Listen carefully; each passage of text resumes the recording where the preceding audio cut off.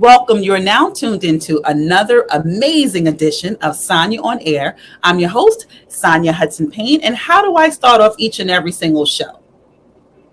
You guessed it, I have another great show for you. But before I tell you about today's guests, did you hear the S at the end? Because it's plural, more than one. I have guests today. I need you to do me a quick favor. I need you to subscribe. Make sure that you subscribe to every Sanya On-Air streaming platform. If you're watching this on YouTube, not only subscribe, but make sure that you hit the notification bell. That way, every time I upload an all new celebrity interview unpacking their pivotal moments and milestones, you'll be the first ones to know. The first ones to know. Isn't that special? Be special, okay? So hit the notification bell. You can find Sanya On-Air not only streaming on YouTube, but Spotify, iTunes, Amazon Podcasts, Google Podcasts, iTunes, iHeartRadio, you name it. Every major streaming platform, Sanya On-Air is there. So make sure that you are subscribed. Make sure you also share this content. Make sure that you like it. Make sure that you leave me a comment too. I read the comments and I do respond to the people. I respond to. We can have a conversation. Okay, so do all those things for me. Now today's Sanya On-Air show is super special. Today's Sanya On-Air show is dedicated to Juneteenth. Now, if you aren't aware of Juneteenth is short for June 19th. And it marks the day when federal troops arrived in Galveston, Texas in 1865 to ensure that enslaved people were freed, because the Emancipation Proclamation was already signed and the troops didn't arrive in Galveston, Texas until 2 years later. So they didn't even know that they were free. So Juneteenth really marks the day when enslaved people were finally made aware that they were free. So we're going to have three amazing guests coming up in just a few short moments. Our first guest is Dr. Tameka Ellington. Now, she is just awesome. I don't want to get her wrong, her accolades, her credentials. So let me just tell you who she is. Dr. Tameka, put some respect on her name. Dr. Tameka is the CEO and founder of Dr. Tameka Ellington Enterprises, a personal, professional, and spiritual wellness company. She also brings high energy and real life examples of struggle to triumph and Dr. Tameka is the CEO and founder of Dr. Tameka is the CEO and founder of Dr. Tameka Ellington Enterprises, a personal, professional, and spiritual wellness company. She also holds a PhD in curriculum and instruction. Get a load of this. In 2012, she became the first African American professor at the Kent State University Fashion School. Bravo. Now, her fifth book, Black Hair in a White World, is set to be released in the summer of 2023, which is happening right now. So I really want to know, is it available for sale? Because I do need you all to pick that up. Let me tell you what happened. I was reading the book, researching for today's conversation with Dr. Tameka Ellington, put the book down in Harlem. Somebody then stole my book, highlighted everything.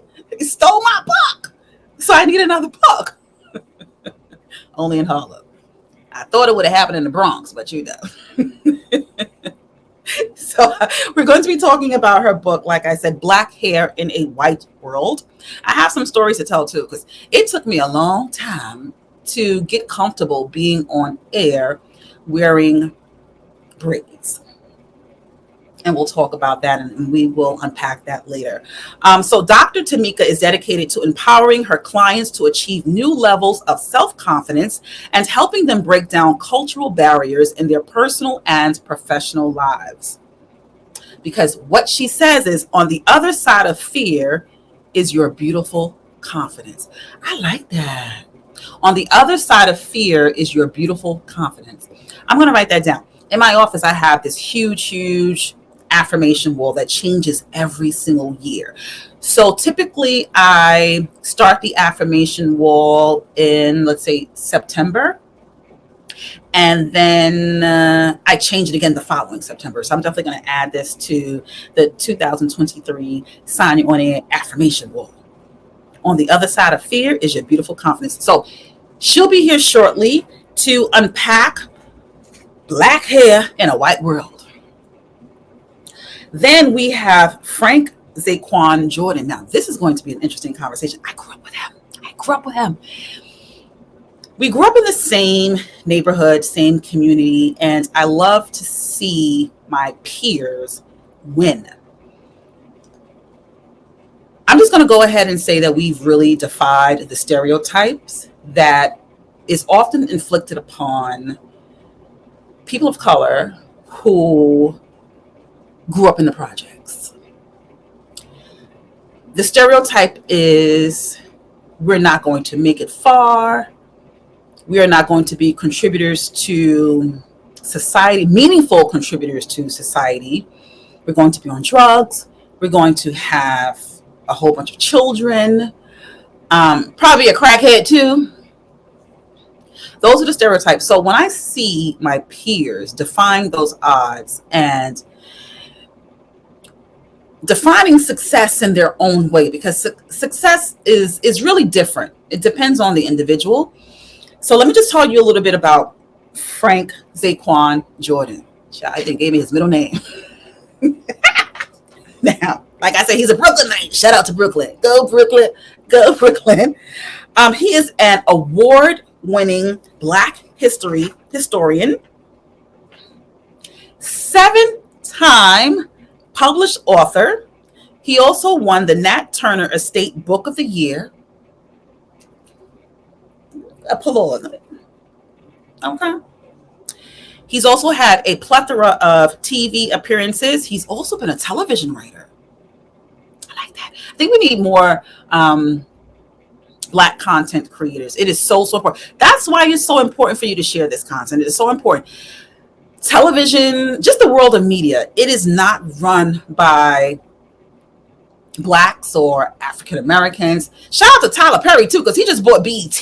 Can I get a moment of silence so we can congratulate? That was my moment of silence, by the way. You saw the pause. Shout out to Tyler Perry. That is huge. So we have to make sure that when we get into certain positions that you all support so that we can stay there. Because if you aren't supporting the people who don't look like us, who make these decisions, they will say, well, they really don't have any impact. They don't really have any relevancy. So how can we see any type of significant change or contribution for them? So then they'll get rid of you because they don't feel that you serve a purpose. So it is so important.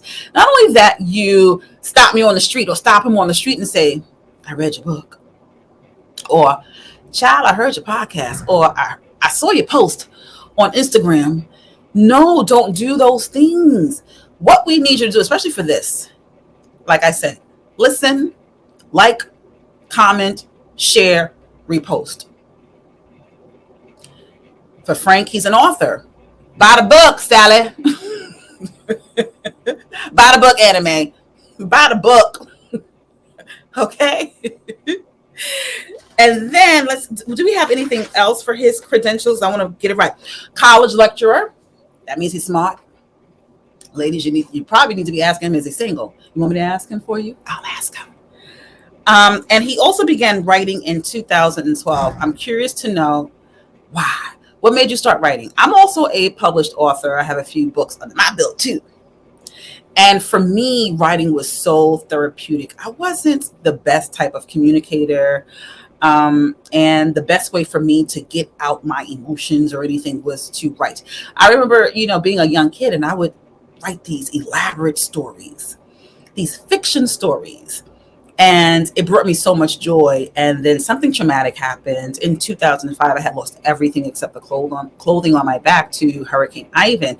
And I said, what can I do that I haven't done in so long that will refuel me, that will give me everything that I need to tap back into my safe mental place. And writing was it for me. Hurricane Ivan had destroyed everything, no electricity, no running water. And by candlelight, this is a true story too, by candlelight, sitting in someone's backyard, pen and paper, I started to write my first book. And then in the middle of it, electricity was restored. I think that was like maybe a few months later. So I was able to transfer what I had written on paper to a computer. So that's why I started writing. And I think my first book was published like 2007, 2009. So I'm curious to know what started him on his authoring journey. Then our next Sanya On-Air guest is Nathan Sherrod Smalls. Nathan has been on this show twice. So in honor of Juneteenth, he has the B Festival, the Black Excellence Festival, the largest Juneteenth festival held in Atlantic City during Juneteenth weekend at the Showboat Hotel. Like I said, in Atlantic City. It's in New Jersey, child, just in case you don't know where Atlantic City is. He has an entire weekend of activities from the time the sun comes up to the time the sun goes down. And guess what? I'm giving away some tickets too. So make sure that you watch this episode. Make sure that you follow me on social media because, like I said, I'm going to be giving away some tickets so that you can be in the house at the B Festival. When Nathan joins us, you're going to hear so much about the festival. You're going to hear about all of the celebrities who are going to be in the building. And trust me, you're going to want those tickets. People who know me, please don't be calling me talking about, can I get a free ticket? No, it's Juneteenth. Support. Okay. All right. So this is what we're going to do. We're going to take a few commercial breaks. I'm going to show you about don't you hate when people say that? Your little show, I don't have no little, I'm going to show you my merchandise. This is part of my merchandise, my Sanya On-Air t-shirt. Make sure you get that too. I have some amazing, bold merchandise that will definitely make a statement. So don't go anywhere. Watch commercials. And I'll be right back with Sanya On-Air and all of these amazing guests. Like I said, it's plural, child. Get with it. It's time to go shopping, and you're just in time for the all-new Sanya On-Air Spring Summer Merchandise Collection. I owe that one to Miss Sheree Whitfield. She by Sheree. It's a spring summer collection. Do you work out on the regular? Fuel your cart goals with Instacart, the go-to service for quick delivery straight to your home. Use the special Sanya On-Air link below. Hello, Dr. Tameka. Hello. Can you hear me? I hear you now. What are you doing in the middle of work? Yeah. Always. Yes, I know a boss woman when I see one because the ingredients are always the same, always working. Yeah. But let me tell you, it is such an honor and pleasure having you on this episode of Sanya On-Air, which is in honor of Juneteenth, because I intentionally chose individuals who are unapologetically disruptive. Yeah, absolutely. So would you agree that you are unapologetically disruptive? Absolutely. Well, see, you know what? I'm disruptive with an essence of love. I bring love, but I disrupt as well because I want us to be healed. Yes. Do you think that has to be a combination to be disruptive, but to do it with love? Oh, yeah, because people can't hear you if you're just disruptive. But if they know that you genuinely love and care for them and that you want the best for them, then I think they'll be a little bit more open to it. But I don't know how to do anything else but love. So I hear you. I was in a conference the other day, Thursday, and the icebreaker was what is an emoji that you use every single day? And for the past, I would say 3 or 4 years, every day I use a heart, a microphone, and the praying hands. And I told the people that I shared it with is because I just want to lead with love. And I'm Yeah. praying for everyone in the space in this room. So I definitely agree that in order to be disruptive, you also have to lead it with love as well. Oh yeah, absolutely. But Absolutely. I read your book, Black Hair Okay. in a White World. Loved it, highlighted it. I have some bad news though. What? I was in Harlem and all I did was I went up to the register to pay for my food and someone stole my book. Somebody stole your book. Shut up. But no. But you know what? Now that I think about it, it's not even bad news. It's good news because what they stole is going to fill them up. Absolutely. Wow. So let's talk about the book because Yeah. it was very informative to the point where the points that I highlighted, I sat my 28-year-old daughter down and we had a conversation because like I said, even though they stole the book, I had the conversation with my daughter. It's Yeah. all about paying it forward. So Yeah. talk about your book, Black Hair in a White World. Yeah, that book is an anthology. So I wrote that book with 6 other scholars who focus on Black hair as their line of inquiry for their research. But this book was about 4 years in the making. It's a compilation of research that I've done over the years. So I've been studying Black hair now for probably about 20 years. And it's a way for me to be able to put as much information in one space that has a varied topic about Black hair so that people can see that it's not just about our aesthetic and the way that we look. It really and truly impacts our entire world. Yeah. You know? And so that's what the book is about. And it really, for those people that are non-Black that read that book, the purpose of that book is to help them see the humanness in our beauty. And I love how you explore. It was in like chronological order because it went and explored from the part of slavery, emancipation to current. So it really took the reader like myself on a journey. So that's what I really respected about the book. But what made you want to fall in love with unpacking the journey of Black hair? Oh gosh. I grew up in Cleveland, Ohio. And in the inner city of Cleveland, as a dark-skinned girl with kinky hair, I was not always considered the prettiest girl. I was oftentimes teased for my quote-unquote nappy hair. And I remember a particular episode in my life where there was a little boy in my 5th grade class, and I was so in love with this little boy. And I used to follow him around all the time. And I guess one day he must have noticed that I was following him around. And so he burst out in laughter, asking me what I was looking at. And he called me Napperoni. Napperoni, off of like a spinoff of the Rice-A-Roni commercial, right? And of course, he said it so loud that all my classmates heard and they were all, giggling about it. But that stuck with me as a 5th grader. I remember that hurt. I remember being told that I wasn't pretty enough, or you're pretty for a dark skinned girl, that one. Right. And so when the tipping point for me, I think, was when I went to college. My freshman year, after I finished my freshman year that summer, I decided to go and work for an amusement park because I wanted to be able to keep some of my little independence that I had. And the amusement park, they would allow for the employees to actually live on the campus. So they had like a little campus at the amusement park. So I was there working, and I was in orientation, new employee orientation, and they were going through the work load. They were going through what we were required to wear while we were at the amusement park. And now this was, like I said, this was back in, this was back in like 96. Okay.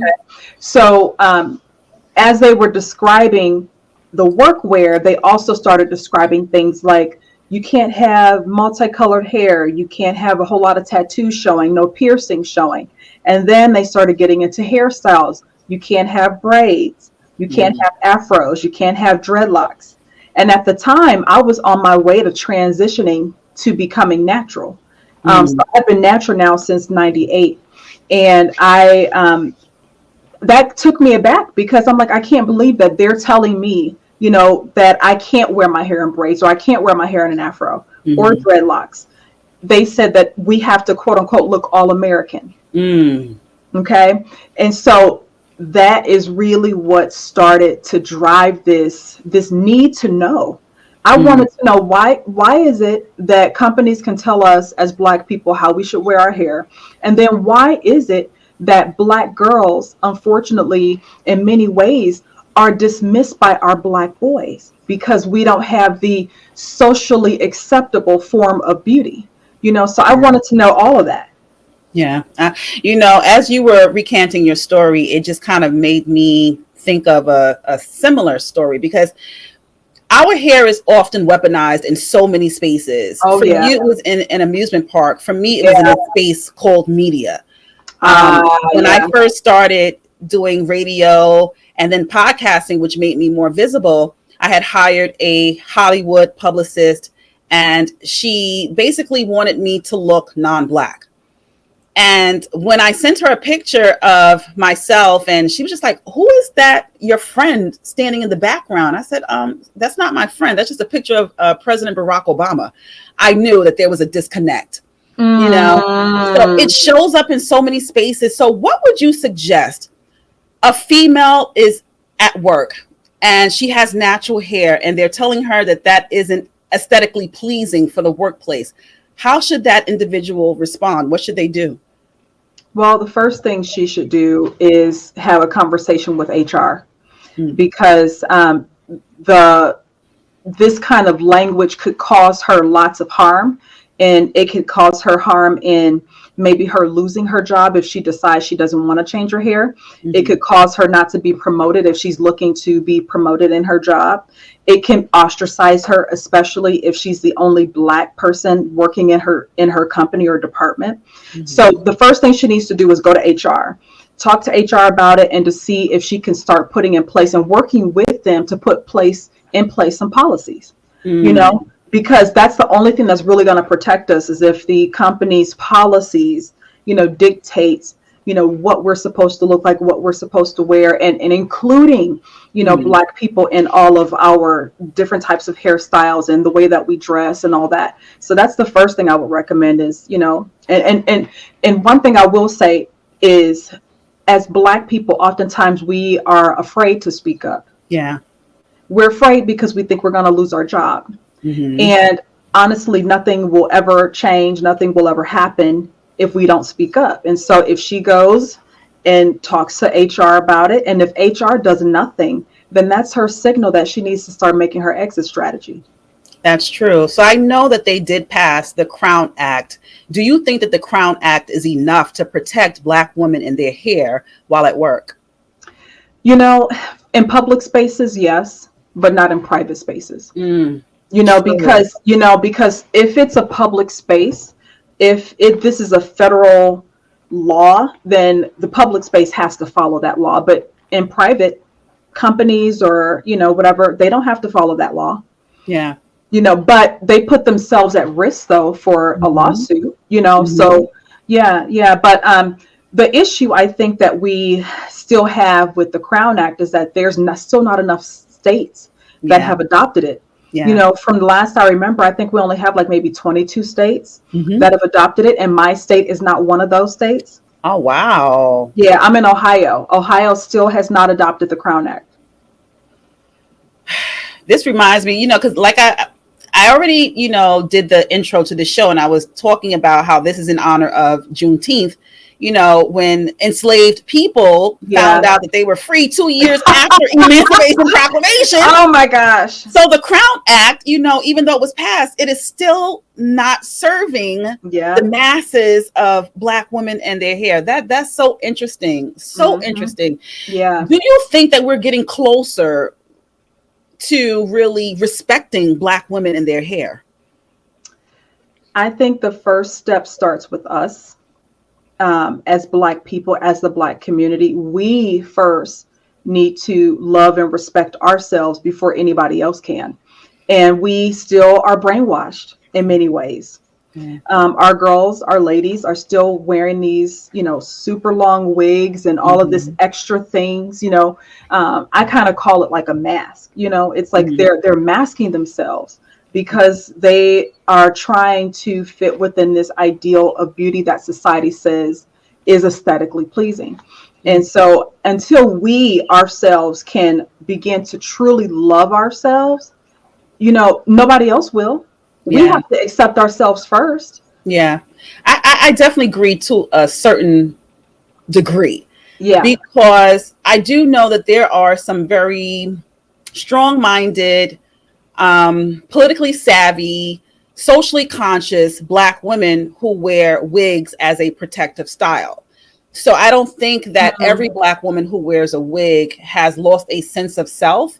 But it goes to say that as Black women, we're not a monolith. Like there's so many different layers to us. I just didn't want to stereotype Black women who wear wigs because people have different hairstyles for a plethora of Of reasons. reasons. Yeah, Absolutely, they do. Absolutely, they do. But what I try to do as someone who is an activist for our beauty is to try to get us to our true authenticity. I get you. That's my goal, is to try to get us to see the value in our authenticity. I get you. I get Yeah, you. You yeah, know, when you brought up, I believe you brought up Madam C.J. Walker briefly, and yeah, it's so yeah. crazy because I was just talking to a high school student today who was presenting about Black hair, and she was referencing Madam C.J. Walker. And I said, please share your PowerPoint with me. So we're scheduled to meet, I believe, on Friday or next week, so we Okay. can really have this meaningful conversation, paying it forward. And I did bring up your book, which Yeah. somebody stole, because I want to use it as a point of reference. Whenever I get something that is going to empower me, uplift me, educate me, I Yeah. can't take that knowledge and just say, oh, it's mine, it's mine. I have to Yeah. make sure that I share it with people.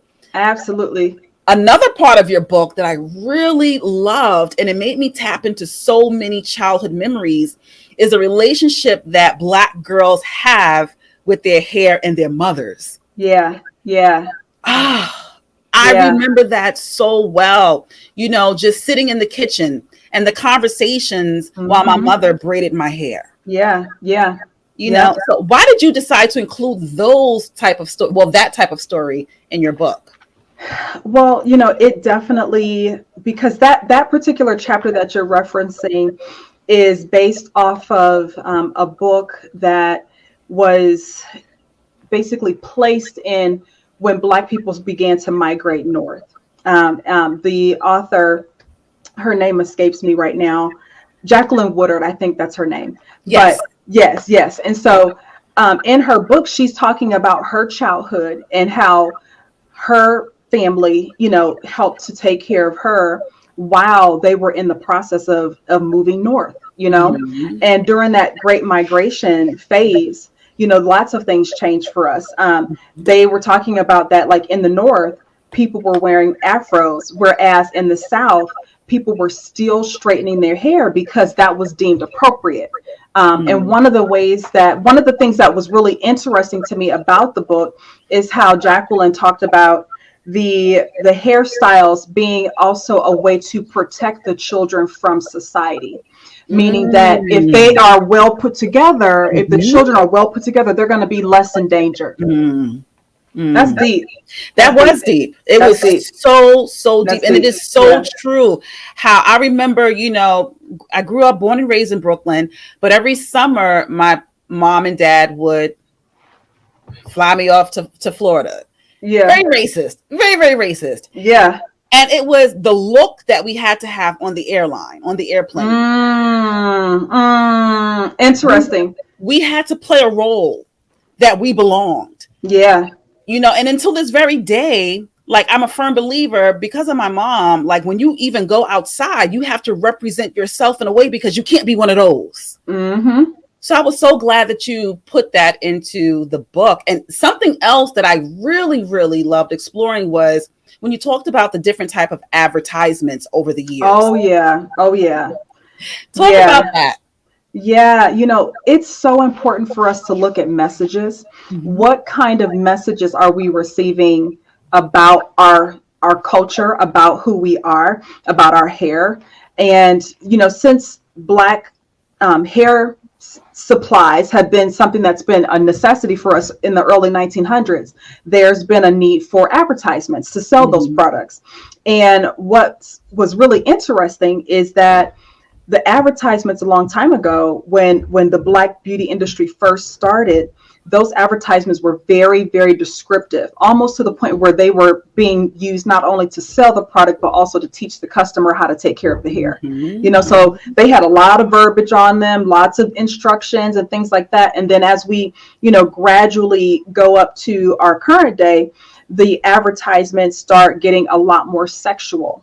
The girls will be in the ads and not have a shirt on. So it's like, we're not selling, our bodies, we're selling the hairstyle, right?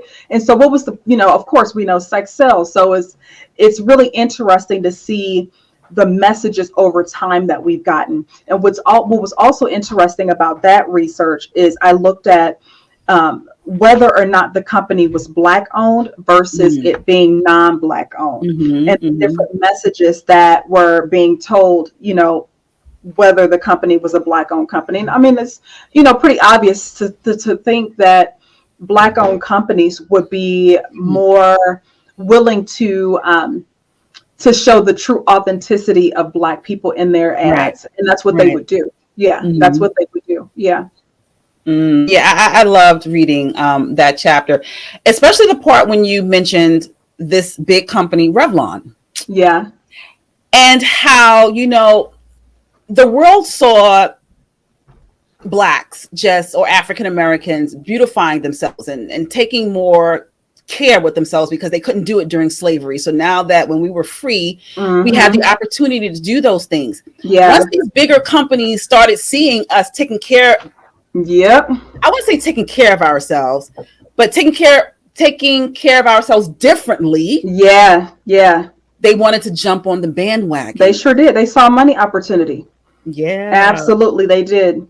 And one of the things that's been so difficult for us is to maintain control. Because like that one research that I was talking to you about with the ads, I also looked at who was in control of the Black hair care industry in a certain time frame. So it was up and down in waves. So like the early 1900s, Black people were pretty much in control. And then once we got over to like the 1950s, white people were in control. Yeah. And then once we got to the 60s and 70s, Black people were back in control. And then as we moved to the 80s, white people were in control. Yeah. It's really interesting how like whatever's the zeitgeist, for that particular era, that's kind of what's been happening. And so, I'm really interested to see now that we have a lot of Asian people that are, dominating our hair industry, like with that point, like, historically what that's going to look like. So, yeah. Yeah, I'm curious too, because, you mentioned how the hair care industry was connected to what was going on in the times. And in the 60s, it was the Black Panther movement and civil rights, afros. Yeah. So what direction do you think that we're going to go in when it comes to Black hair now that we have the Asian community kind of in the mix of our narrative? Where are we going? I think we as Black people will still dictate where we go because we are still the consumer. Okay. So we're the ones that are consuming the products, but where the Asian people come into play is that they are the ones controlling the product. So when it comes to supply and demand, they're the ones that have control. They're the ones that's why many times Black people, when they want to open up a hair store, hair care, store, they have a hard time getting supplies because the Asian people, they have such a lock on the market that they don't want to sell to Black people. They only want to sell to Yeah. Oh, wow. And then you did in your book, you mentioned there was like a seal that was on Black products. I think it was. Yeah. Can you talk about that? Because I don't even know if it still exists so that we know that this is a Black owned company. Talk about that. Yeah. That became really popular it started in the 60s and went all the way up through the 80s. And the reason why that emblem was put on there. I'm sure the people that are watching will remember the emblem was a silhouette of a woman with kind of like wavy hair going down her back, right? And that was the symbol to say that this product is Black owned, right? And that became really important because, like I said, in the 50s, we didn't really have control over the hair care industry. And so as the Black Power movement took place, we began to get more control, and we wanted to signify that those particular products were made by Black people.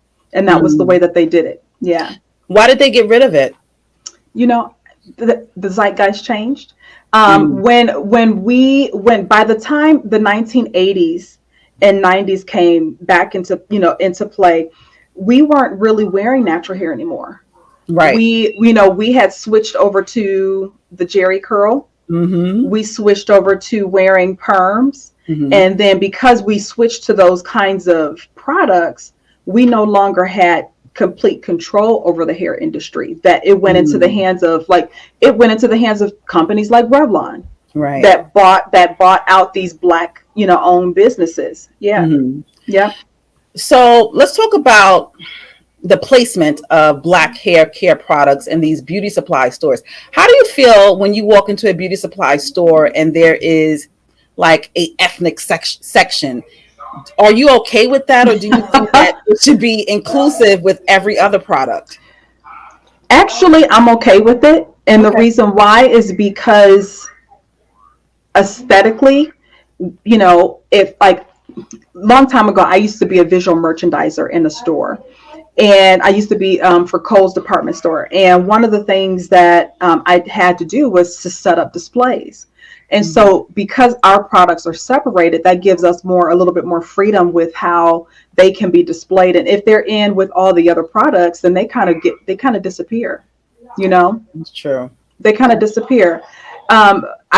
It's hard because, we want to be quote unquote included with it, but we also want to make sure that we can stand out in a way, I guess. That's a hard one. That's really hard. That's really hard. I know. I oscillate between the two myself. Yeah, that's hard. Yeah, it is. I'm still like, the jury's out for me on that one. But going back to something that you said a while ago, when you said, the boy called you Naparoni. Yeah. I remember when a new term was introduced to me, because you threw out terms like nappy and kinky. And I was having a conversation with a Black woman. And I was just like, my hair is so nappy. And she was just like, no, sister, no, it's not. It is tightly curled. Yeah, absolutely. I've been saying that. I've been introduced to that term in 1990. And I use that term to this very day when young girls, women say, oh, my hair is nappy, it's kinky. It's just tightly curled. Absolutely. There's nothing wrong with that. So what advice do you have for women who can step into their natural beauty, letting them know that it is okay to not adjust to white standards?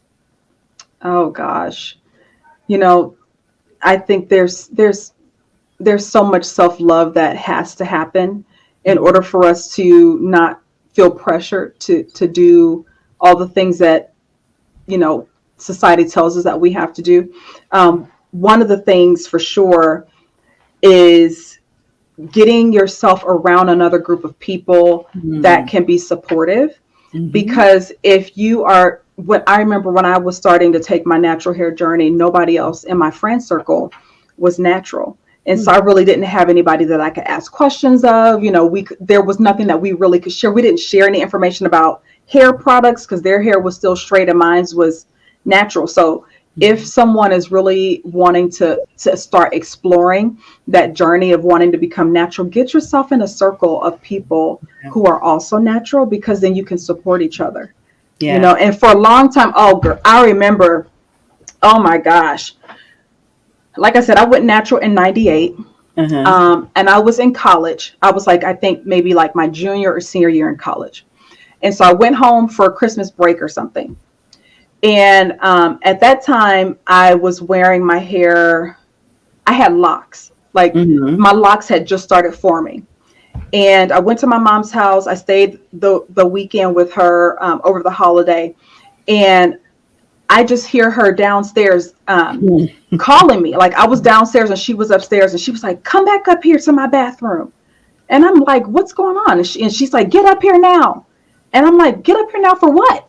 So I come up to the bathroom and she's like, you better get all of this pubic hair out of my sink. Oh. And I said, pubic hair? I said, Mom, that's hair from my head.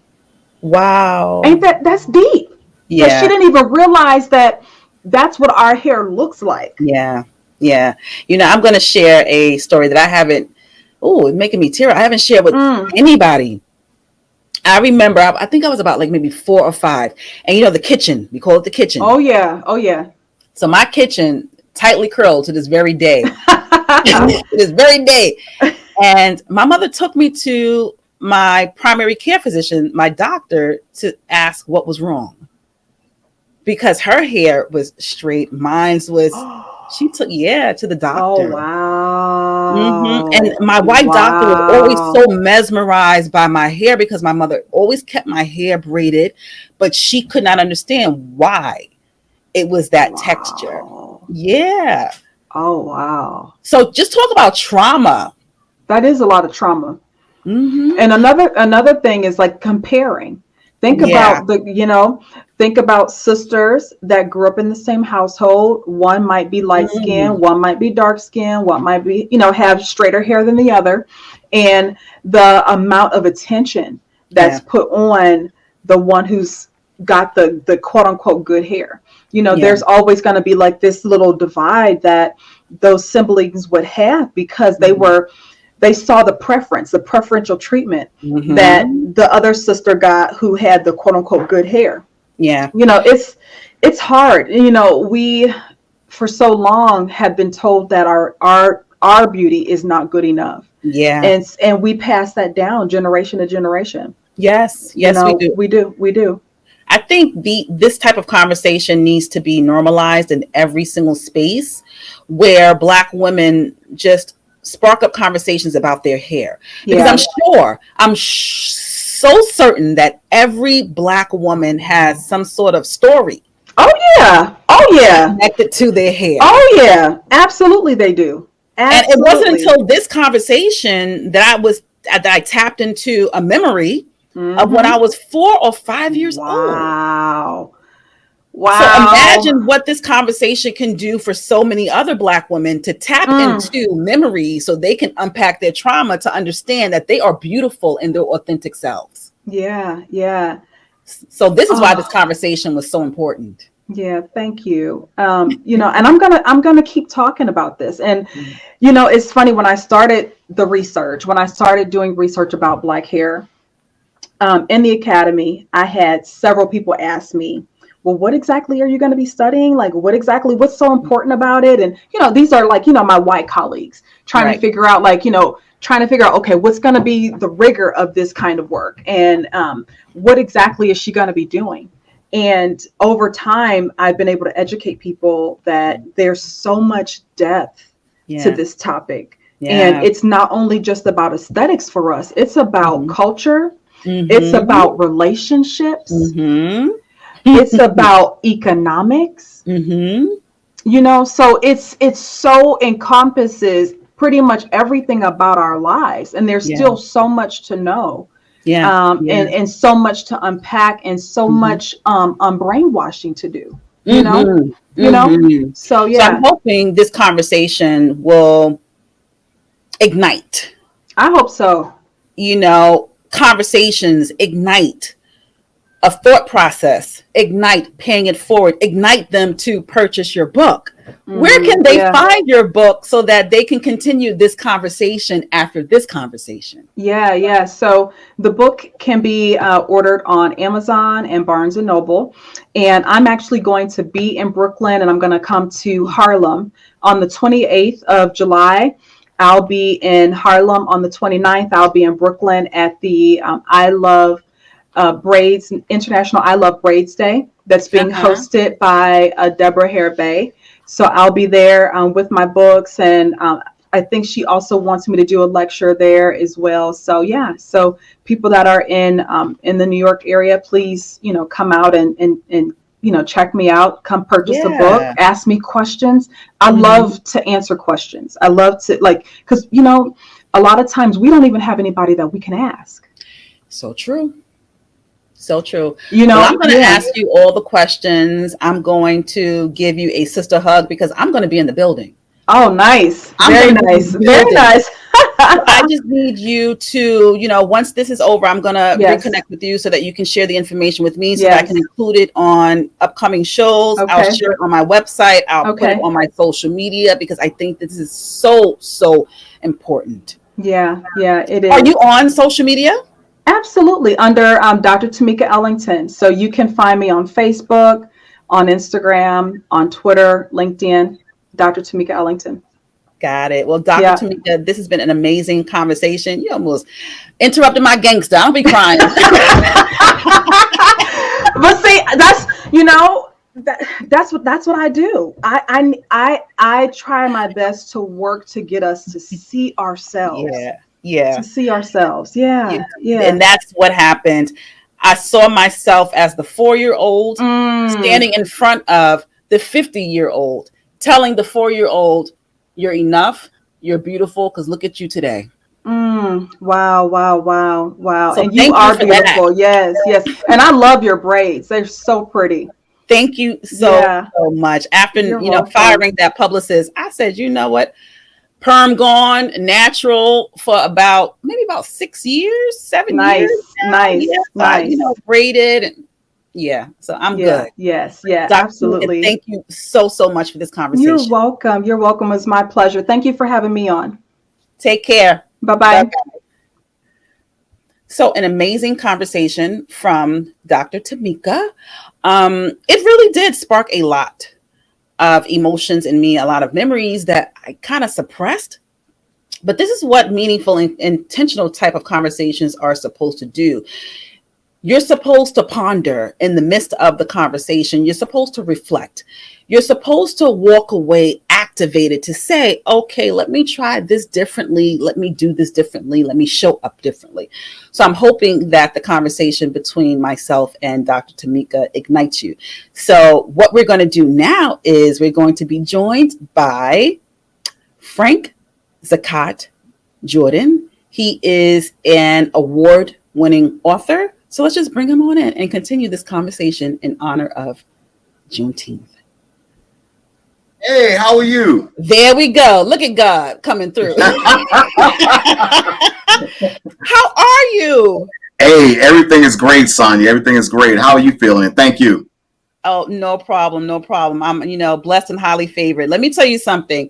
So I already did the opening to this show. And when I ran off your credentials and your accolades, I had to give you a round of applause. And I was letting my audience know that we grew up in the same community. We've defied the odds. And this is why you being a part of this conversation is so, so intentional. Because when you grow up in the projects, you are often given these stereotypes. Crackhead, ain't gonna be nothing, ain't gonna do nothing, ain't gonna want nothing. So to see that you are defying odds and being an example of Black excellence, I just want to give you a round of applause in person. Thank you. Thank you. And let me echo that back to you as well, too, Sanya. Thank you as well, too. I'm enamored by what you do as well, too. And thank you. Hey, listen, I've seen you pass by 202 many days going to the store as a young lady, very graceful, very, very graceful. You'd be surprised at who's paying attention. Yeah. You'd be surprised. That is so true. But let's talk about your work, your amazing work. When did you decide that you're so interested in the plight of Blacks or African Americans? When did you decide to tap into that? You want to know something, Sanya? Growing up, where we grew up at, that actually pretty much cut a tooth, for me. Because when you grow up in a pretty much educational, undeveloped surroundings, just to put it lightly, you really don't know really what's on the outside until you start traveling and you start actually going to a library. And you start noticing different things. So everything just came pretty much full circle when I noticed, like back in '89, when I was introduced, to these wonderful Hebrew brothers, that what I was shown as a young man and how I grew up, there was just more to life, Black life, than what was taught to myself. So true. It kind of made me sad when you mentioned that, because growing up in the neighborhood that we did, right, there are so many other neighborhoods that are the same. And it is so disheartening to know that people of color in those communities aren't given the knowledge that they need. And I started remembering I was on the bus going to college. This was in 1990. And someone told me, you know what, sister, I think you need to read Message to the Black Man. Okay. And I read that book and it changed my life. Wow. Changed my life. Wow. So out of all of the books that you've written, what is the one book that gives you the most purpose and passion? Wow. I would probably have to say, it will probably have to be We Once Were a Family. Right. We Once Were a Family.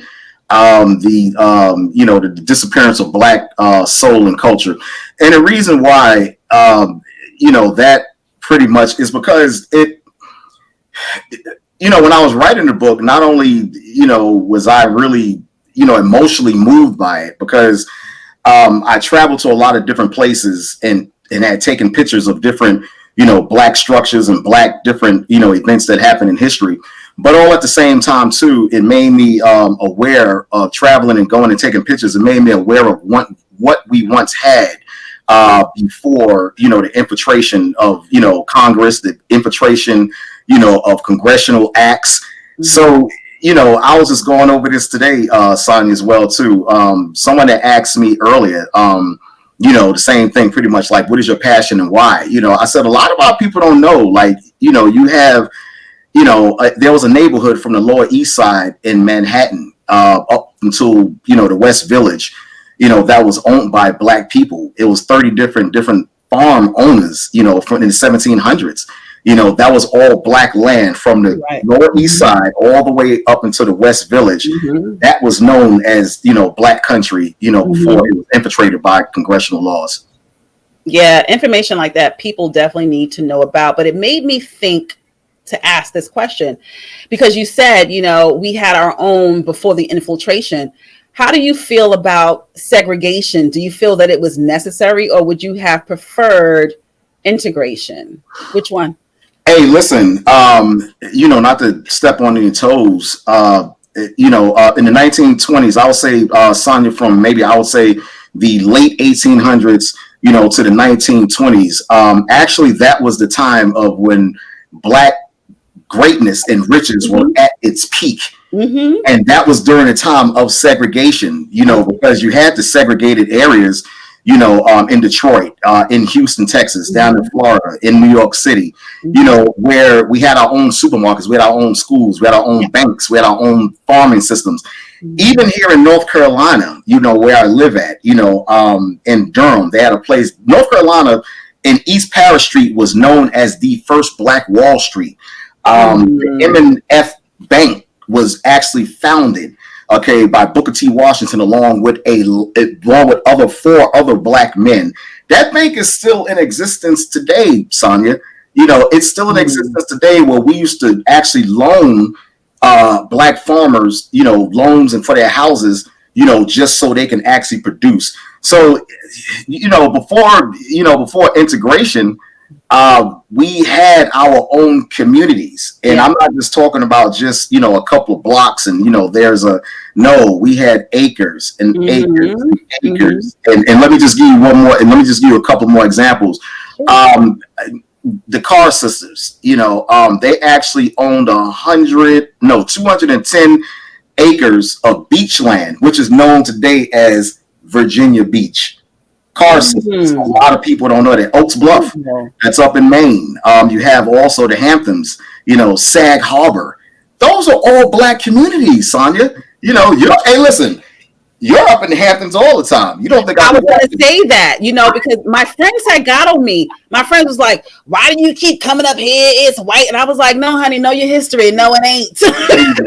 There you go. There you go. Sag Harbor, that was a black community. Mm-hmm. So now a lot of times when people go up there, they just think that it's predominantly white because of the infiltration, which, is nothing but a mere word of gentrification. Exactly. And little do people know, even in the Hamptons, there is an African-American museum.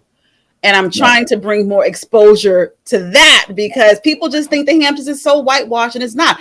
So what I gather from what you mentioned was that you think that integration really did us a disservice, and it dismantled the excellence that once was happening in Black communities. Am I correct in assuming that?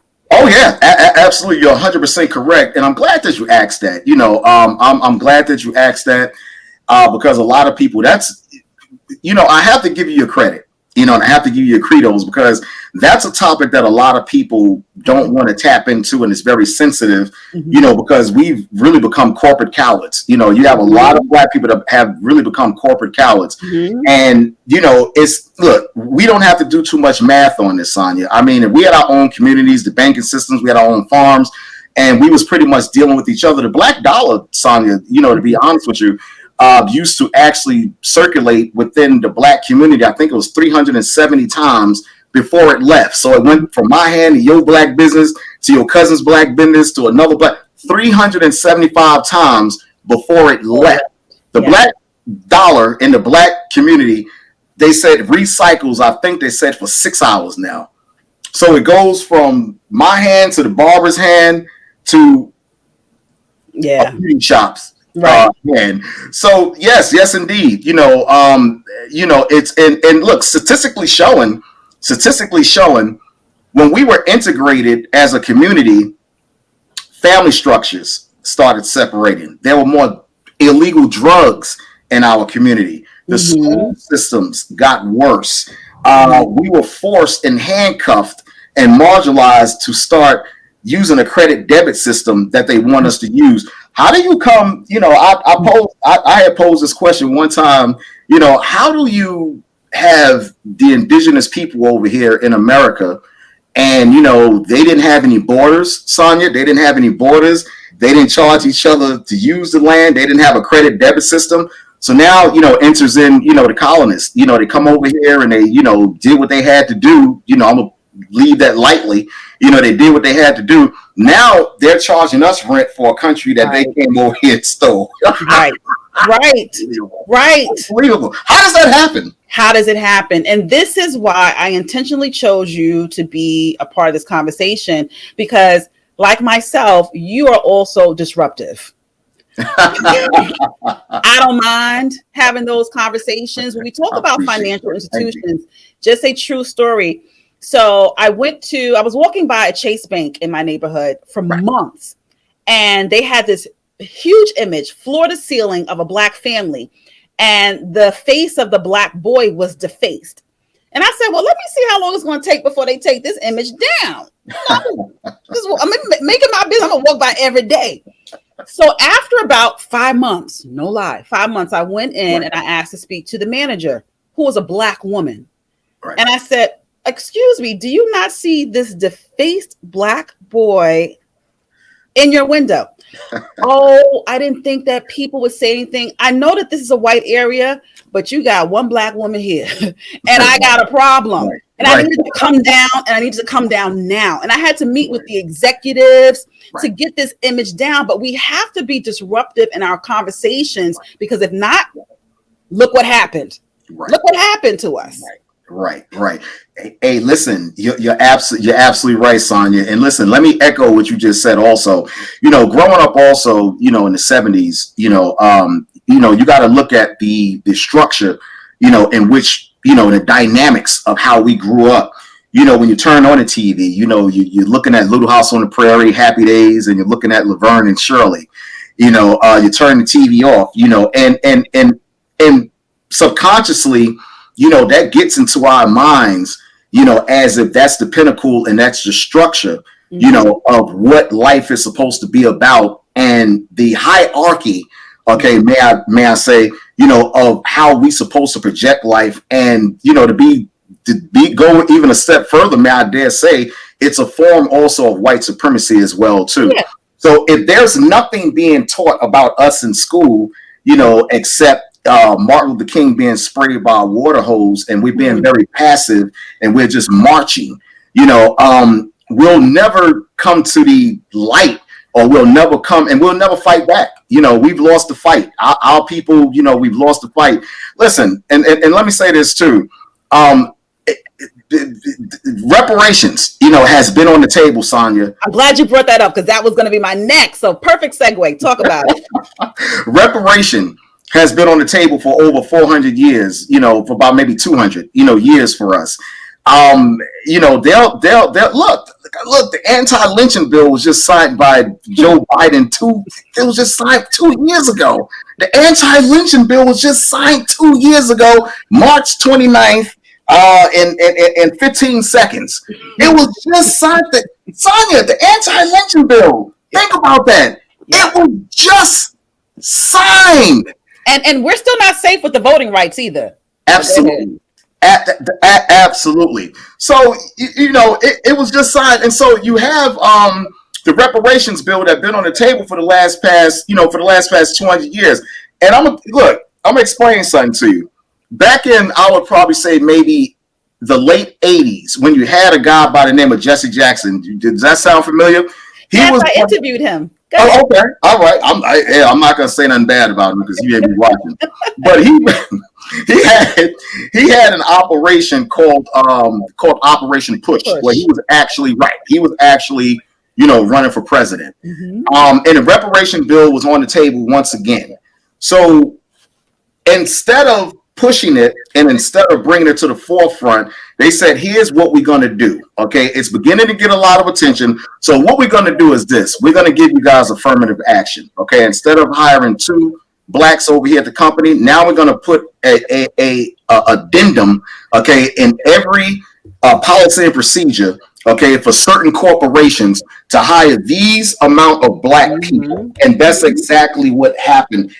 Okay, that took the place, okay, of reparation. That put a Band-Aid on it for the moment.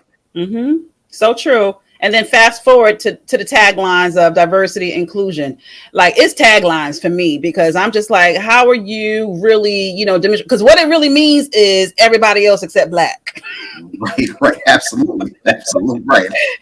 So, right. I love having these type of conversations. I love the challenging conversations, right? So you, as a disruptor, is it easy to have these type of conversations in your, let's say, everyday social circle? Hey, Sanya, I'm gonna tell you like this.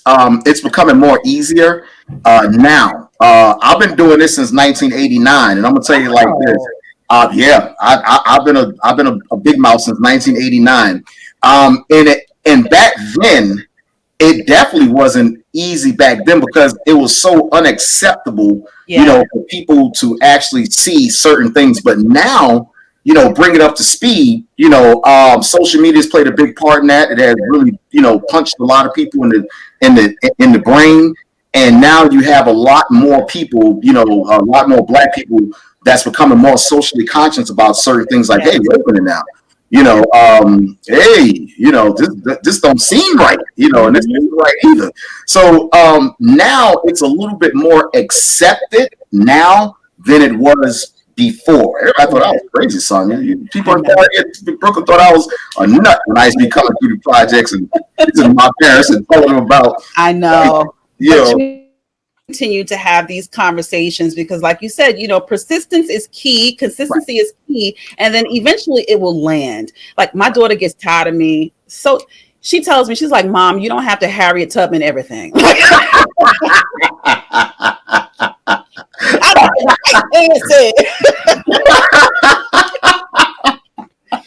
leave with that. Like, when she was a kid in elementary school, when it came time for me to discipline her, okay, I need you to read the autobiography of Malcolm X. I need you to read this book. I need you to write me a essay. That's your punishment. I'm going to fill you with knowledge and information.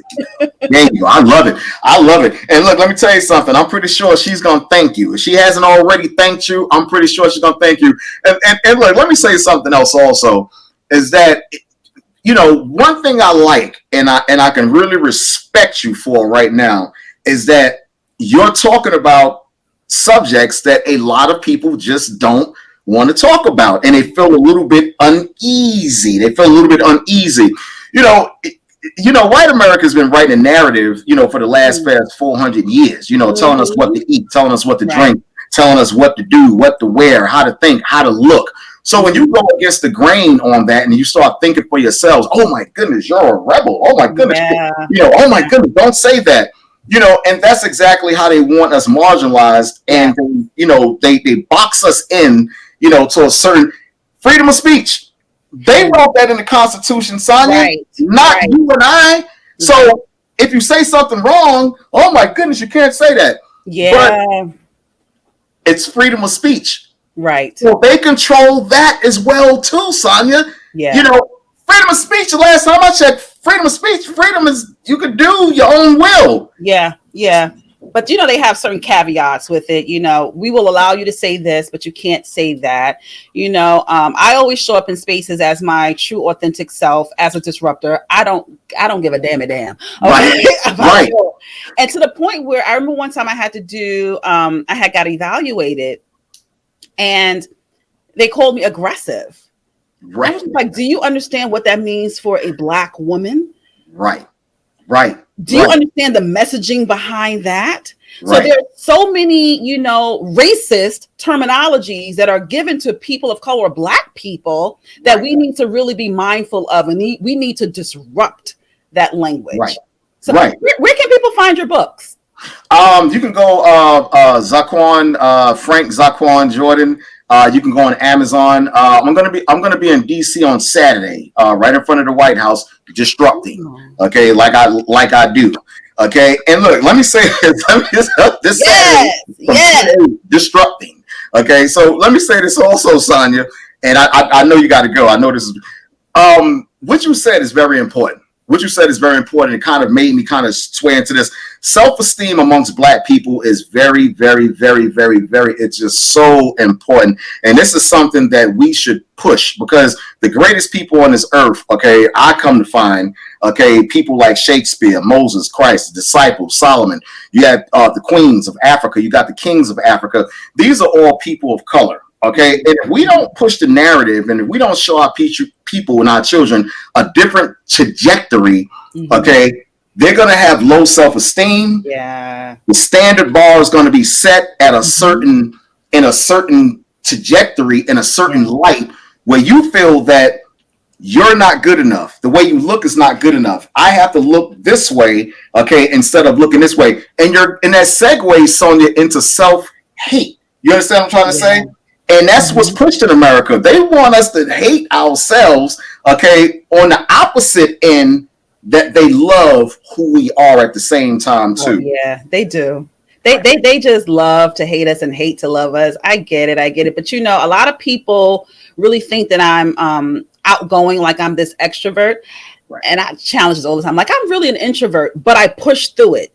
And I'm going to, you know, piggyback on what you said. I push through it because I owe it to everyone who came before me with melanin dopeness to not be quiet. That's right. I like that. Dare I be quiet in this space? That's right. I like that. So many people stood up for me. Right. So how dare I? So every time I wake up, I tell it to myself. I ask myself, how dare I? And I go out into the world and I disrupt. Right. Absolutely. Absolutely. Hey, listen, I'm going to drop a couple of bombs on you. I know you ain't got much time, but listen, it's cool. Look, in my next book is called Take Another Look. That'll be my 8th book. And a lot of things that we've encountered every day when we walk the streets of New York, and I'm going to just relegate it to New York because we can both relate, you know, to New York. You know, you got streets in New York that we see every day, like Bleecker Street. You know, Anthony Bleecker, he was a slave owner. You got Broome Street, John Broome, he was a slave owner. Chambers Street, okay, you got John Chambers in 1714, that had he had over 100 slaves. So Bever Stuyvesant, Peter Stuyvesant was the owner of 56 slaves. So these are things that a lot of times people say, well, we're beyond that, we're past that. Why you guys keep bringing stuff up like this? It's because you have to be aware of your surroundings. And, the same narrative and the same negative narrative that they throw on us, okay, it has to be thrown back on them in the same way. Because Delancey Street, James Delancey, okay, the same street that we used to shop and get sheepskin and leather bombers on Delancey. James Delancey had over 15 slaves, okay? So what they do, they reward themselves, okay, by naming the streets, okay, the monuments after the slave owners and the slave. And that's one of the biggest forms of white supremacy that just goes unnoticed every day. This is why it's so important to support, Black people who are creators like yourself, like myself.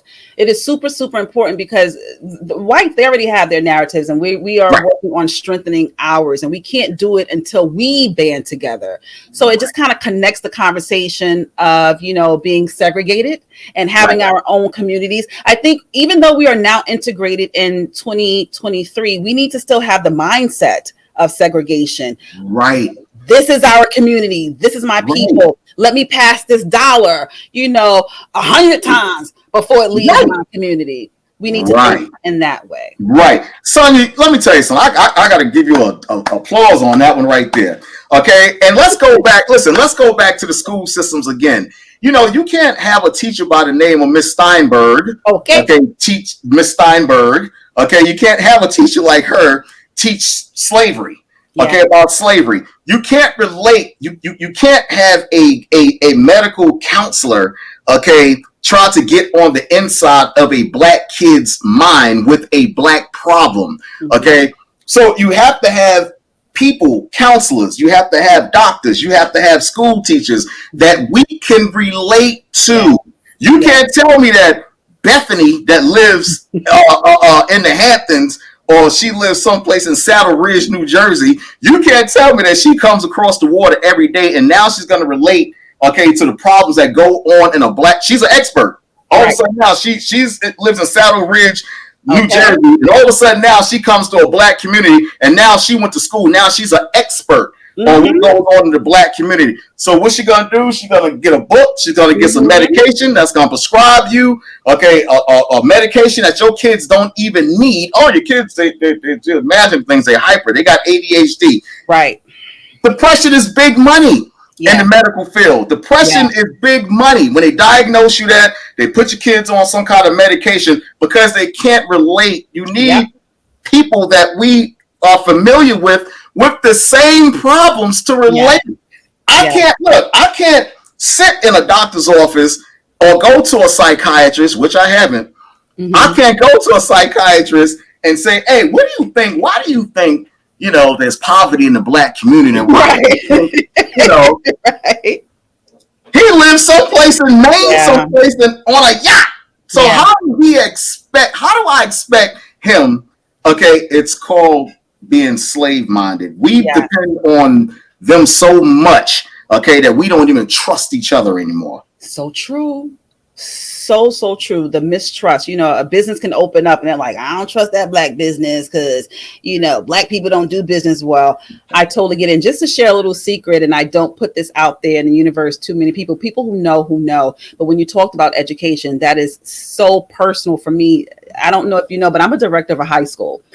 I know now. And I'm going to get in, backstage, you and I are going to talk. I've been in education for about 26 years.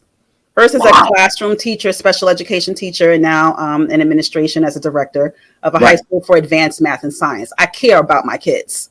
Oh, yeah. And I'm always challenging when I visit different schools, because I also support so many different schools throughout the New York City area. And I'm asking, how are you introducing CRT, critical race theory? You can't have a demographic of 90% African American, right. and you're not even teaching them about their culture. What's really good here? And why your staff so white?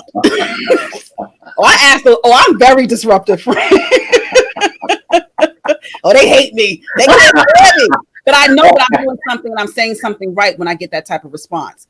Right. Absolutely. The same goes for law. No, I agree with you. The same goes for law enforcement. You can't have you can't have an unbalanced ratio. You can't have, you can't have Peter, in the projects. Okay. Right. And you can't have, Leroy Williams, in the suburbs. It just doesn't make any sense. We can relate to the problems a lot more. You have a young, kid that's, mouthing off. We can relate to that, Sanya. That's how we grew up. That's what we do. Yeah. But, another personal story. So one day I was in Farragut, right? And they had police presence. And the officers, they were standing in the middle of the sidewalk like this. And everybody had to kind of walk around them. And I went to them and I said, are you here to police? Or should you be building relationships? Because there's no crime here. You're already just trying to police. Like, what's really going on? There you go. And look, let me say this. You're absolutely correct. Because they've already painted a picture, okay, where we have to be defensive when we see them now. When you see, a cop that's somebody that's other than Latino or other than a black, and I'm keeping it real light. When you see a cop that's other than us, you tend to be a little bit more in the defense, okay, because that they're going to grab and they're going to taser. But when you see one of us, you're a little bit more relaxed and you say, hey, let me talk to you for a minute, but, you tend to be a little bit more vocal with them. You tend to trust them a little bit more. And you can pretty much, like you said, to have a relationship with them, because a lot of times, to be honest with you, everything that they may think of us or have the pre-notion or the perception of us is really not what it really seems to be. Oh, he's got a gun. Yeah. Next thing you know, he's pulling out his wallet. Yeah, they don't give us the grace to understand that the Black experience is not monolith, that there are so many different layers to us. And even though you may talk to this individual, the next individual that you speak to may be totally different. So they need to give us grace in order to understand that. So hopefully it reaches their ears. So, but are you on social media? Because I do need to end this conversation because I have like another interview. Because this robust conversation is all about Juneteenth. Absolutely. And I just want to make sure that, every single guest on this episode is just imparting so much information and so much knowledge, which you did. So what's your social media? You can Instagram is Zaaqan, Zaaqan 1212, and you can just Frank Jordan on Facebook.com. And my books are on Amazon, Barnes and Noble. Frank Zaaqan Jordan, June 16th, 1863. They signed the bill, 1865. That's when it happened. Yes. So once again, when will you be in Washington? I'll be in Washington this Saturday, right in front on the White House lawn. Okay, disrupting. Okay, good. Like I always do. Good. So I just want to send you prayers of protection, of thank peace, you, son. Of power, of courage. Okay, activate and disrupt, my brother. Absolutely, and likewise too, Sanya. We're gonna continue this conversation backstage. Thank you. No problem. You take care, Frank. You too, and thank you, Sanya. No problem. Bye bye. Thank you. So there you have it, a robust conversation from Frank Zaaqan Jordan. I loved that conversation. So this is what we're going to do. We're going to jump into another conversation with Nathan Sherrod. Let me get his name right. Nathan Sherrod Smalls. He is the founder of the Black Excellence Festival being held Juneteenth weekend in Atlantic City, New Jersey at the Showboat Hotel. So let's bring him right on in. Hi. Hey, here we go. Let me get my whole feng shui. Your feng shui, huh? Got my Michael Jackson on, my classics. Who's bad? There we go. I got a little BE festival in the background. Yes, show that BE festival because that's what we're talking about today. I'm so excited because your BE Fest is what Black Excellence Festival is just around the corner. And this show is in honor of Juneteenth. So this is right on time. Tell my audience about your amazing BE Festival. Well, you were here with us, right, when we launched, I believe. So all the trials and tribulations of that first year. Yeah. Super excited because the festival has actually grown into something wonderful. It started out as a film festival. Now with 3 days, we added Sunday. So we got BE Black Excellence is the umbrella. And under that umbrella is the BE Film Festival, BE Comedy Jam, BE Praise Fest, which is a whole entity unto itself. Mm-hmm. We baptized 43 people in the Atlantic Ocean last year, brought their life to Christ. That's amazing. There's the Black Shopping Pavilion, over 150 small businesses. We've got an all-white party. We've got the 50th anniversary hip-hop after party, so you could jam, you could shop, you could worship. It's Father's Day weekend, historically our Juneteenth weekend, so we have something for the entire family for those 3 days. Yeah, I see it's for the entire family. I was telling my audience before you joined, attending the Bee Festival, you have something to do from the time the sun comes up until the time the sun goes down. So there is such a plethora of activities. Why did you decide to create and launch the Bee Festival? Really simple, right? Because when we started 2019, 2020, one, the gift idea and all, I got to give all honor to God for that. I'm just a vessel for him using me to accomplish what he wants to accomplish. So first of all, I don't want to take credit for that. But with that being said, our culture, Black culture, needs a balance. And, I watched, and not to say anything is wrong, and I don't, put anything else down. And, but I just think for our content purposes, we've got Love and Basketball, Wives, and all these other shows, and you could pull your wig off. I'll date your mother, her girlfriend, all of that. And so I really thought that that's not representative of our culture, right? Because you don't see other nationalities. You don't see Chinese. You don't see Asians, I should say. You don't see Asians. Definitely not the Jewish community doing those things on television. But somehow for us, it's about, oh yeah, we getting lit, we turning up. And so I wanted to offer balance. That good family entertainment, good fun, have a great time. You can turn up at the BE Festival, but we do it in a way that represents our culture. I think the way we want to be seen, be show out. And so I'm excited. I think that's the mission statement. You can have fun. You can do some amazing things. We're highlighting films, producers, writers, directors, and so many other areas. And so it's a cultural thing that I wanted to bring to the table and highlight what's great about us as Black people. Well, cultural phenomenon it is. And as you were talking, it made me think about your journey to get the Bee Festival inside of the Showboat Hotel in Atlantic City. Now, we know that traditionally casinos are not owned by us. What was that conversation like pitching this Black festival to a white-owned entity? So you must have either peeked on my social media page or you're reading my mind. I'm reading your mind. That's dangerous because I literally, Facebook page is my name, Nathan S. Smalls. Go to Facebook. I didn't even get it up on IG because literally that's what I was doing. Thank you for reminding me because I was dozing off. But literally, folks, I want to tell your audience, this is crazy because literally I just posted 4 minutes before I got on. Wow. A news article. The chairman of Tower Investments, Mr. Bart Blatstein, who owns Showboat Hotel and many other properties, just built the $100 million water park addition to it, the new convention center. I just got a call about an hour ago. Nathan, did you see the article? I said, what article? Oh, Bart was just talking about the two events that he's most proud of at his property, and nice. the E Festival is one of them. And they put it up on the news and got the fly. I went to the article. I'm like, wow. Literally, he just did that. Talked about his. So it was an easy sell because I had a vision. Got an opportunity to. Brandon Dixon is the president, CEO, African American brother, second in charge. Bart Jewish, and they understood the value of what we were trying to accomplish. Little did I know our event, as you could see, in the background. Yes, me.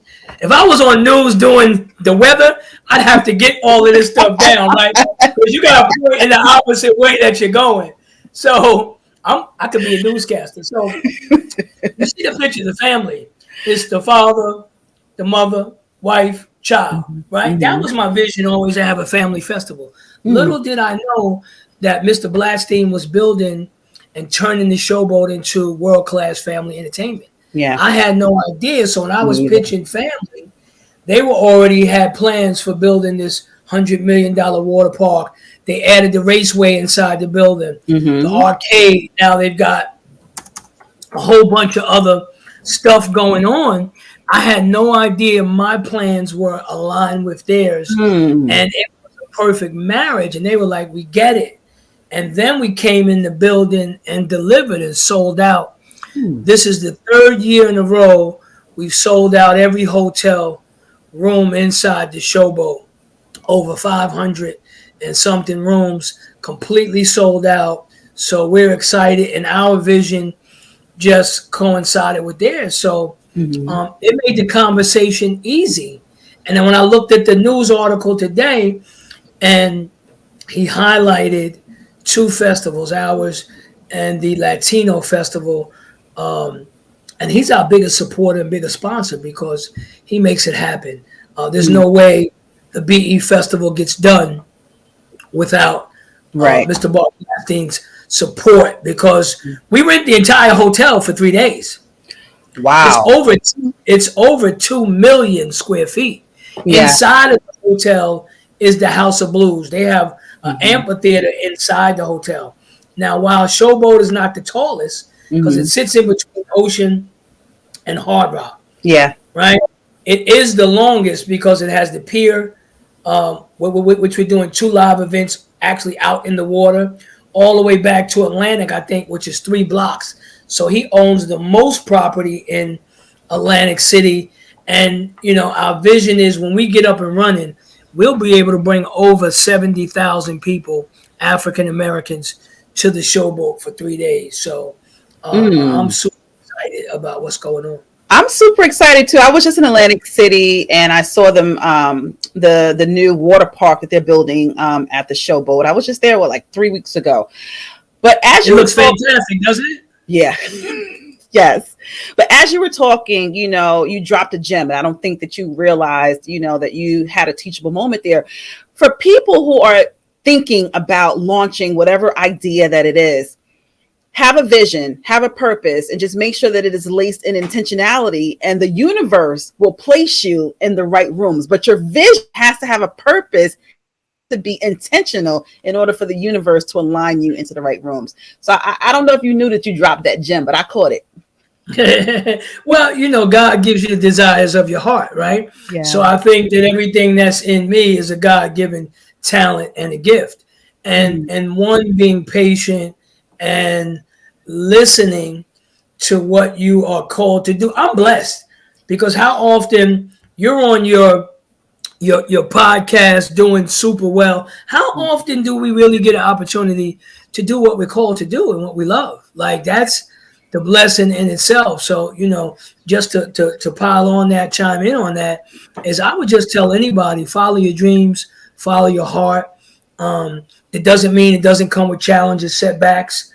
It doesn't mean it doesn't come from hard work, but to whom much is given, much is required. So we know when we get these platforms and we get these opportunities, the work then has to begin, right? Yeah. That's the other piece of it. A lot of folks see you where you are from maybe where you started, and they want to jump in and come right there, right? Or they see BE Festival, but no one wants to stay up 18, 19 hours a day, pulling the hair out that you don't have, right, to deliver a quality project. And so it doesn't come without trials and tribulations, but never feels like work when you are living and operating in your destiny. I know. And I know it is a lot of work leading up to the festival. So once the festival happens and it's over, how do you measure the festival's success? I'm still alive.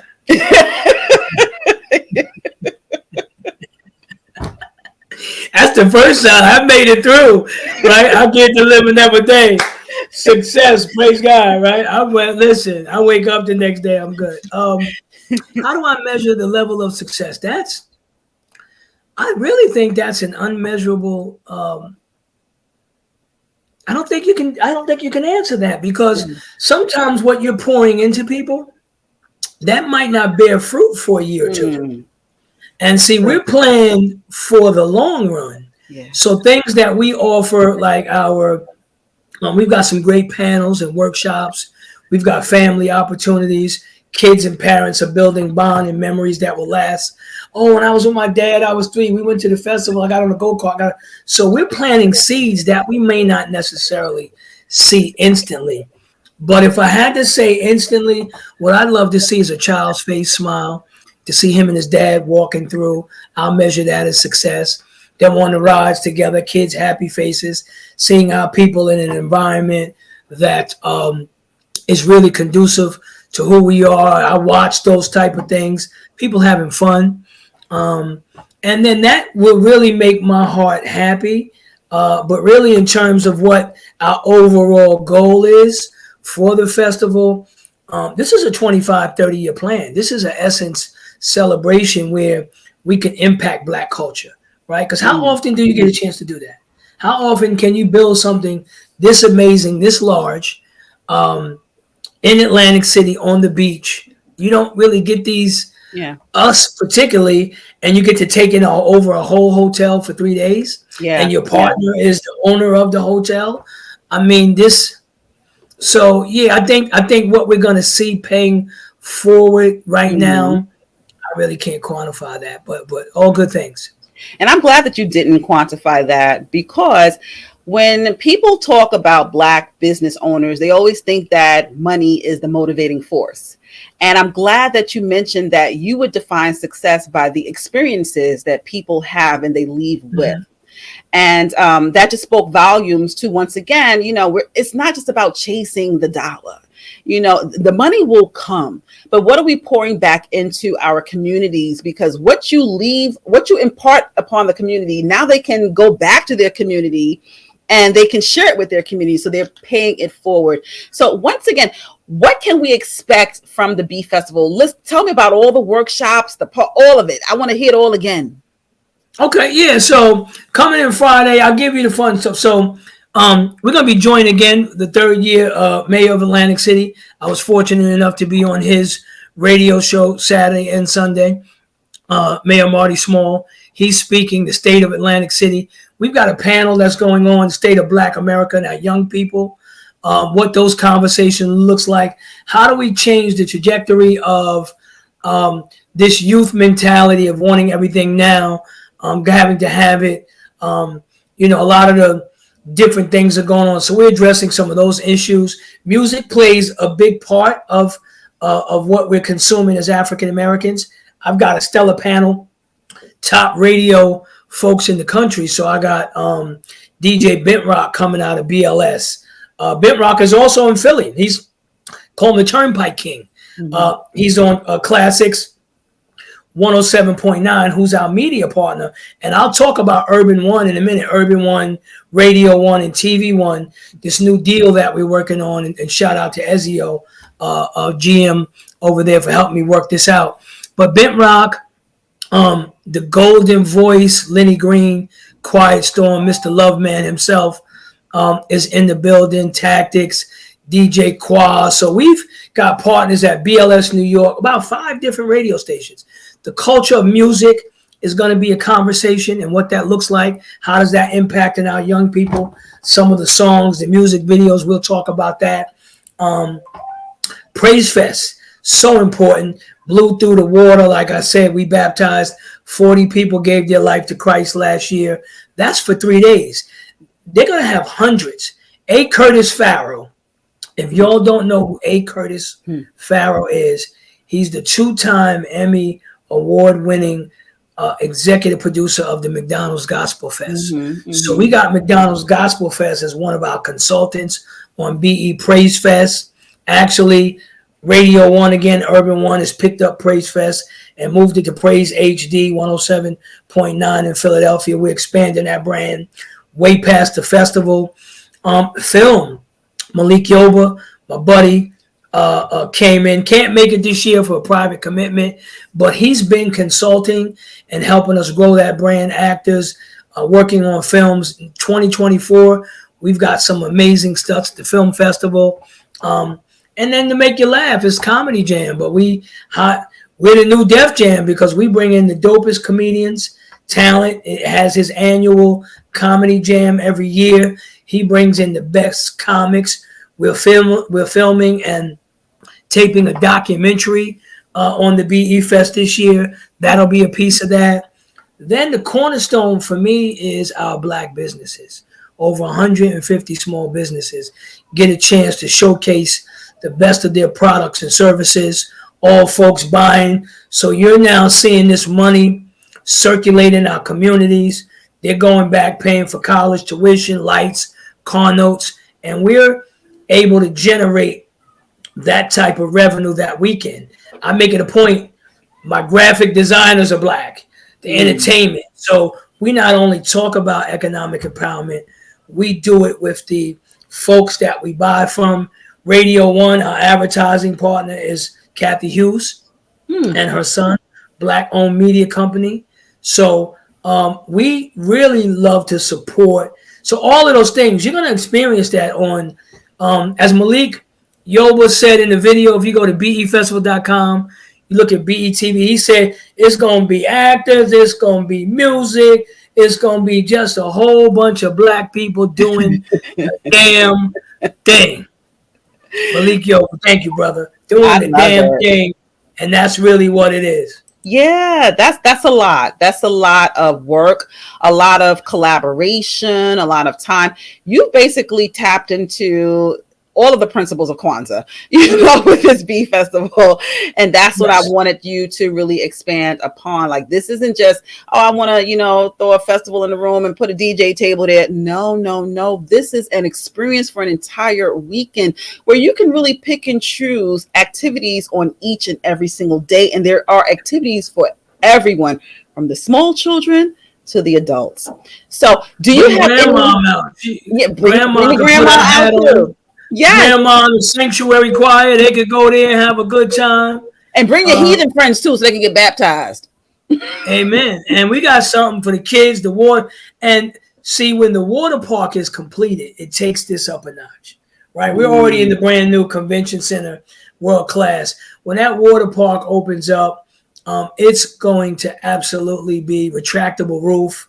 I posted on social media. We had our tour with my team, the private tour that we took the other day. That's going to be a game changer. It is going to absolutely be a game changer, and we'll get to take that over for 3 days. It's going to be fantastic for us. So nice. So all of this planning, do you have any plans of expanding the Bee Festival to other states? No.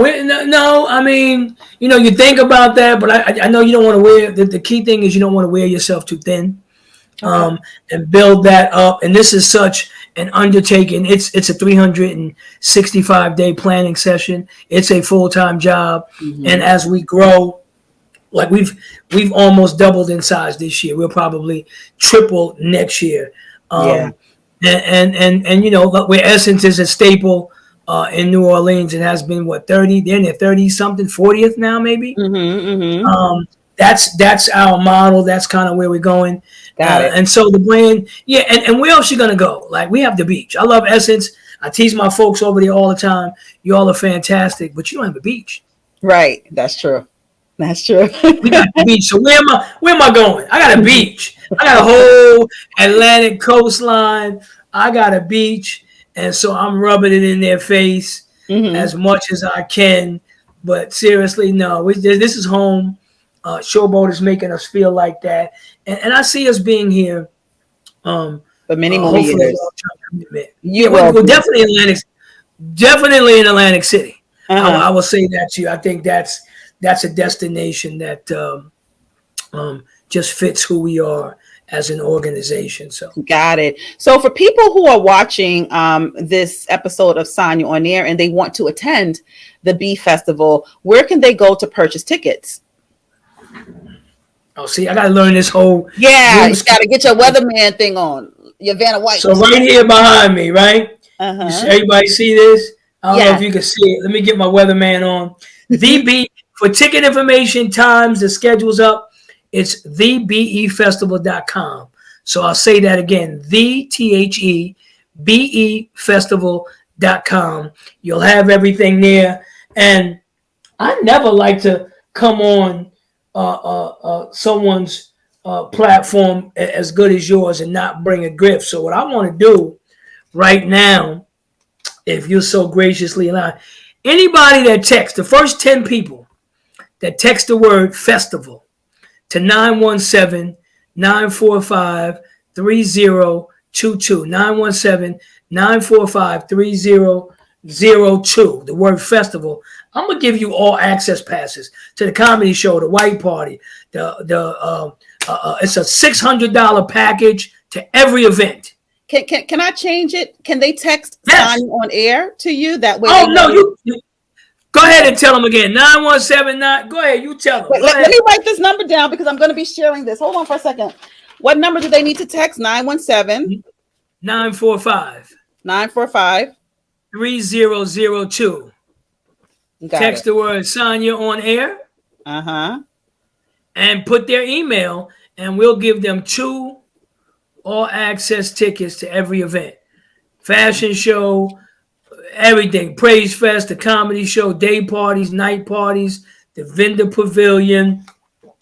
All they got to do is text Sanya On Air to 917-945-3002. And we'll bless them with tickets to the BE Festival. Got it. So audience, come on now, get to that Bee Festival this year, next year, the year after, 20 years later. This is the place that you need to be. Also, give them your social media, your Instagram, so they can continue following your narrative. Yeah, so Instagram is, of course, BE underscore festival, BE underscore festival. You'll see it, the logo. There we go. That'll pop up. I'm going to get my weatherman together. That'll pop up on Facebook. It's Black Excellence Festival. Twitter, Black Excellence Festival. Follow, share, tag. If you need me for some reason, Nathan S. Smalls on Instagram and Facebook. And you'll see some of the same things. I don't really distinguish between personal and the festival because I leave my personal off social media, but you'll see all the things that we're doing and super excited. And go to the showboat.com because we're up there as well. Got it. Yeah.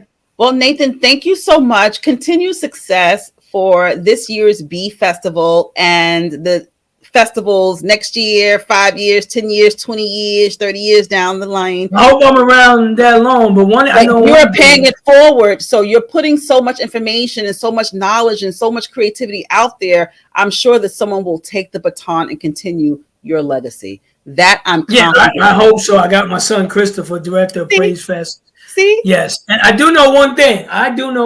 One of these 30 years, we're developing a podcast studio that's coming. So we're going to reach out to one of the best that do it. Have you come and join us right there. So that's in the works of teaching folks how to do an effective podcast.